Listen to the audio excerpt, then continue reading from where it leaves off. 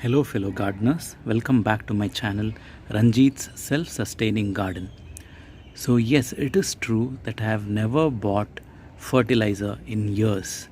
So how have I managed without buying any nitrogen based fertilizer?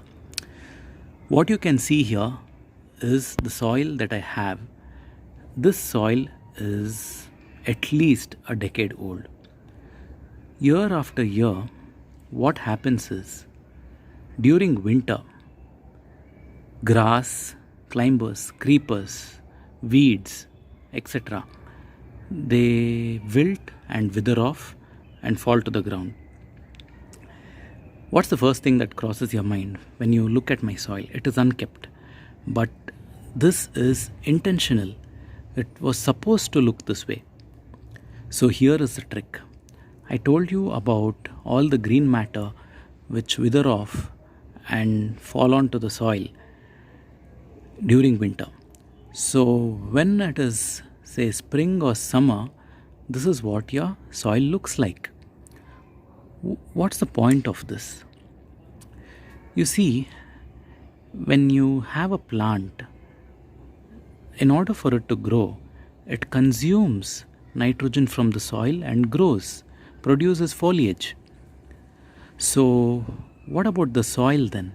The soil becomes devoid of nitrogen because the plant would have consumed it all. So by doing this, by letting all this matter sit on the soil year after year, this matter releases nitrogen back into the soil. So you see how it is actually a cycle. It is in fact self-sustaining. You do not need any external source of fertilizer if you do this. Having said that, this is the hard way to go about it. The easy way, of course, is to take in proportion some garden soil, some vermicompost or any compost, coco peat and a little bit of fertilizer, and to keep fertilizing your plants on a periodic basis. I have never had to do all that because the soil itself is so rich. Let me show you my soil. This is the soil that I have, and you can see how rich this is. It retains its shape. It is not doughy or clayey, and it is not loose either. And it has lot of rich organic matter. If I dig deeper, I might even find worms. So soil which has life form in it is really rich, and plants do very well in it. You can see tiny bits of hay and so much of organic matter. This is what a rich soil should look like. So that's it. That is the reason I do not have to buy fertilizer. That's how my garden is self-sustaining.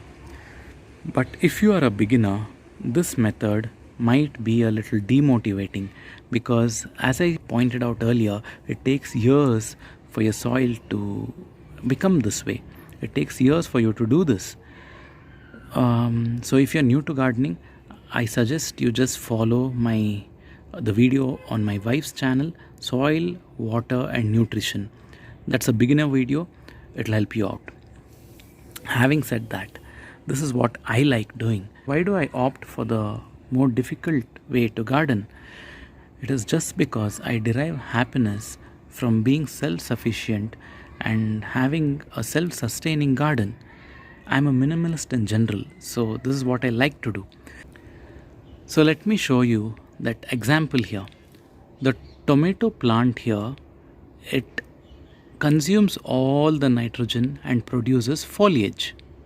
Okay, the soil is supposed to be devoid of nitrogen. So after this plant grows, I may not be able to grow the next plant without adding an external source of nitrogen. But what have I done? I have covered the soil with some dried grass, hay, straw, etc. All of this releases nitrogen back into the soil, and that is once again available for the plant. So you can see how this is actually a cycle. It's a self-sustaining cycle. An alternative way of doing this, which is also self-sustaining, is you grow a batch of tomatoes and after that alternate it with a crop of peas. The tomatoes consume nitrogen, the peas give nitrogen back to the soil. So it's a cycle in that way. So you can choose what you want to do. This is what I do. Hope you liked this video. If you did, don't forget to subscribe and click on the bell icon for more such videos. Thank you. Bye bye.